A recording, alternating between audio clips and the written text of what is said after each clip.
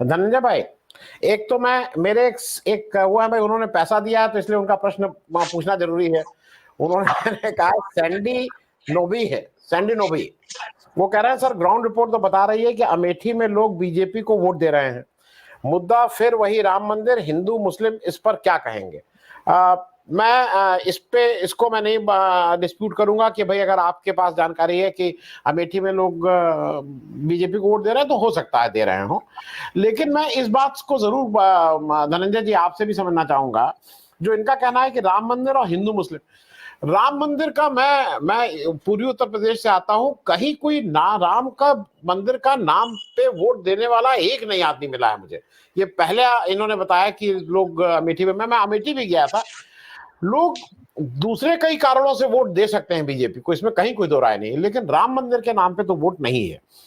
जरा बिहार की स्थिति बताइए, क्योंकि बिहार में और महाराष्ट्र में भी, आप तो बंबई में बैठे हुए हैं। बंबई में सिर्फ पीयूष गोयल की सीट को लोग मान रहे हैं कि वो सेफ सीट है, बाकी उज्जवल निकम की सीट को अभी सेफ नहीं माना जा रहा है, पीयूष गोयल के लिए सेफ है। तो एक त्वरित टिप्पणी आपकी कि राम मंदिर क्या मुद्दा है, और दूसरा बंबई स्पेसिफिक बंबई और बिहार, जहां पांच पांच सीटें वहां फंसी हुई हैं। देखिए, ये जो दर्शक साथी हैं, राम मंदिर अब मुद्दा कहाँ रहा? राम मंदिर तो बन गया, अब तो मुद्दा है नहीं वो। जैसे हमारे गांव में बेटी का ब्याह होता है, तो जब तक बेटी का ब्याह नहीं होता खाली बेटी की चर्चा होती है, बेटी के लिए सारी चीजें की जाती है। हमारे देश ने वो कर लिया। अब बेटी का ब्याह हो गया, फिर बेटी की चर्चा करते हैं लोग, क्या बोलते हैं, चलो बेटी का ब्याह हो गया, गंगा नहाए। तो राम मंदिर बन गया, अब सारे हिंदू गंगा नहा लिए, राम मंदिर बना लिए। अब दूसरी बात जो महत्वपूर्ण है, जो आपने मुंबई की बात कही, बिल्कुल आपने सही कहा कि जो पीयूष गोयल जी की सीट है वो आसान मानी जाती है, क्योंकि मैं उसी इलाके से आता हूँ, उत्तर मुंबई से आता हूँ। और उत्तर मुंबई का इलाका जो है, माना जाता है कि वो बीजेपी की सीट है, क्योंकि राम नाईक भी लगातार जीतते रहे। हालांकि राम नाईक को संजय निरुपम ने भी हराया और गोविंदा ने भी हराया। फिर जो है जीतते रहे, गोपाल शेट्टी जी जीतते रहे, 2 बार वो भी सांसद रहे। और इस बार आए हैं पीयूष गोयल। लेकिन लोकसभा सीट जो है ना, जो पीयूष गोयल है वो बाहरी व्यक्ति है, वो उत्तर मुंबई इलाके के हैं नहीं। और पीयूष गोयल को लोग जानता नहीं है। राम नाईक और गोपाल शेट्टी दो ऐसे नाम थे जिनको हर कोई जानता है उस इलाके का आदमी, और जिसको हर कोई जानता है वो राम नाईक हार गए।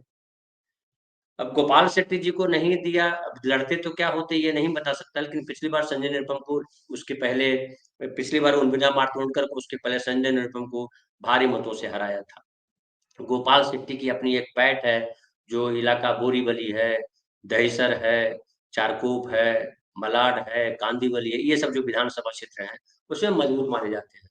और गोपाल शेट्टी एक ऐसा व्यक्ति है जो किसी भी व्यक्ति के लिए उठ करके चला जाता था। वो थाने में फोन करना हो, या आप उसको वोट दिए हो या नहीं दिए हो, उससे मतलब नहीं था। गोपाल शेट्टी कैसे व्यक्ति थे, किसी भी व्यक्ति के लिए वो काम कर सकते हैं। अगर झोपड़पट्टी का पुनर्वसन हुआ है और घर नहीं दे रहा है बिल्डर, उसके लिए लड़ ले।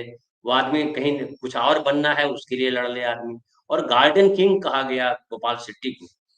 लेकिन पीयूष गोयल के लिए भी लोग उस तरह से वोट करेंगे, ये मुझे थोड़ा संदेह है। हालांकि बिल्कुल सही कह रहे हैं लोग कि कांग्रेस ने जिनको उम्मीदवार बनाया है, भूषण पाटिल को, भूषण पाटिल क्या उतने सक्षम है? क्योंकि भूषण पाटिल जो है विधानसभा चुनाव भी नहीं लड़ जीत पाए अब तक। लेकिन मैं कहूंगा कि इस बार का जो चुनाव है थोड़ा अलग चुनाव है। वो आम तरीके से विश्लेषण करेंगे तो थोड़ी गड़बड़ा जाएंगे हम। इस बार का चुनाव बेसिकली भूषण पाटिल वर्सेज पीयूष गोयल नहीं हो रहा है। वहां पे चुनाव हो रहा है नरेंद्र मोदी बनाम उद्धव ठाकरे। तो जब नरेंद्र बनाम मोदी बनाम उद्धव ठाकरे जब होगा, तो गुजराती बनाम मराठी भी हो जाएगा। अभी मैं देख रहा था कि एक जो आदित्य ठाकरे हैं उन्होंने बयान दिया है, उन्होंने अपील किया, बयान नहीं दिया। आदित्य ठाकरे बहुत सोबर माने जाते हैं और बहुत नियम से बात करने वाले माने जाते हैं। आदित्य ठाकरे ने कहा है कि भाई, मुंबई के लोग बड़ी मुश्किल से निकलते हैं वोट देने के लिए, तो स्मूथ वोटिंग हो इसका ख्याल कीजिए, इलेक्शन कमीशन से कहा है। तो मुंबई में शुरुआत में आया भी कि 9 बजे तक कम वोटिंग हुई है। मुंबई के लोग छुट्टी के समय थोड़ा लेट निकलते हैं, क्योंकि दिन रात तो उनको भागना दौड़ना रहता है। अगर 8 घंटा, 6 घंटा, 7 घंटा ऑफिसों में काम करते हैं, तो उनको जाने आने में भी 3-4 घंटा का समय लगाना पड़ता है। मुंबई में ट्रैवल बहुत कठिन काम है, आसान काम नहीं है ट्रैवल। तो अपनी गाड़ी से जाइए या पब्लिक ट्रांसपोर्ट से जाइए, दोनों हाल में आपके लिए बहुत पीड़ादायक है यात्रा करना मुंबई में। तो मुंबई का जो इस बार का माहौल है महाराष्ट्र का, खास करके अब इस बार जो चुनाव हो रहा है 13 सीट, उसमें से 13 सीट तो 10 सीट तो वही मुंबई के बगल वाली सारी सीटें हैं। कल्याण है, ठाणे है, भिवंडी है, पालघर है, मुंबई की 6 सीटें हैं। लेकिन उसमें बीजेपी का कोई ऐसा नेता नहीं है जो उद्धव ठाकरे के मुकाबले आके खड़ा हो। कोई नेता बीजेपी के पास ऐसा नहीं। और उसकी वजह है कि बीजेपी में नेता कहाँ है। नेता को जो एक खड़ा हुआ था, नितिन गडकरी थे एक नेता थे, फडणवीस को बनाया था इन लोगों ने चीफ मिनिस्टर, खुद ही उनका ये कर दिया और उनके जगह पे एक नाथ को बना दिया। तो पब्लिक में एक मैसेज गया कि इनके पास, अभी जो अमित शाह जी कह रहे हैं कि कांग्रेस वालों के पास, इंडिया गठबंधन के पास न नेता है न नीति है। अब मुझे लगता है ये जो बोल रहे हैं, क्या जनता उसको सुन रही है? और अगर सुन रही है तो क्या बैकफायर नहीं हो रहा है? कोई मुद्दा इनका नहीं चल पा रहा। वहां हिंदू मुसलमान भी नहीं चल रहा है। आप उत्तर प्रदेश में तो नहीं चल रहा है, महाराष्ट्र में भी नहीं चल रहा है, मुंबई में भी नहीं चला है। और जो विवेक भाई ने कहा कि इस बार असली लड़ाई जो है वो बेसिकली उद्धव ठाकरे बनाम नरेंद्र मोदी है। उद्धव ठाकरे के साथ शरद पवार है, जो मराठा व्यक्ति है और पहचान है महाराष्ट्र की। अगर मौजूदा राजनीति की बात करेंगे तो शरद पवार हालांकि बुजुर्ग हो गए, लेकिन शरद पवार एक महत्वपूर्ण नाम आज भी है। उनका आखिरी चुनाव माना जा रहा है। इस तरीके से अगर सेंटिमेंटल बात करें कि उनकी पार्टी को तोड़ दिया गया, उससे लोग नाराज हैं। अजित पवार को लोग नहीं वैल्यू दे रहे हैं। वैसे ही असली शिवसेना और नकली शिवसेना, ये बोलने की जरूरत नहीं। प्रधानमंत्री बोलते हैं तो खुद ही झूठे साबित होते हैं। असली शिवसेना कौन होगा? असली शिवसेना उद्धव ठाकरे, क्योंकि वो बाला साहब ठाकरे के बेटे हैं। और जिस तरह से लोगों ने खड़ा किया, बीजेपी के पायदान पकड़ के शिवसेना नहीं खड़ी हुई, शिवसेना के पांव पकड़ करके बीजेपी खड़ी हुई है। ये तो इतिहास है। तो मैं कहूंगा कि महाराष्ट्र में जो लड़ाई है वो मराठी वर्सेस गुजराती है, वो उद्धव ठाकरे बनाम नरेंद्र मोदी है। और वो जो है इस बार सत्ता बदलने वाली लड़ाई है। सत्ता बदलनी चाहिए, क्योंकि हर जी कोई जी शहरों में और परेशान है लोग, महंगाई से, बेरोजगारी से। जिस तरह से प्राइवेटाइजेशन हुआ है, जिस तरह से महंगाई बढ़ी है, नौकरियां कम हुई है। और खास करके जान लीजिए कि महाराष्ट्र का वो इलाका जो है, जो जो पालघर है या ये भिवंडी है, कल्याण है, ये सब इलाके जो है छोटे छोटे जो बिजनेस होते हैं, कुटीर उद्योग होते हैं, उसके लिए बड़ा फेमस था। नासिक है। धन, धन, लेकिन इन तमाम जगहों पर जो है ये आया नोटबंदी की, उसका भारी बुरा असर पड़ा। राहुल गांधी जो एक बात कह रहे हैं मुझे बड़ी अच्छी लग रही है, इसलिए मैं दोहरा रहा हूँ।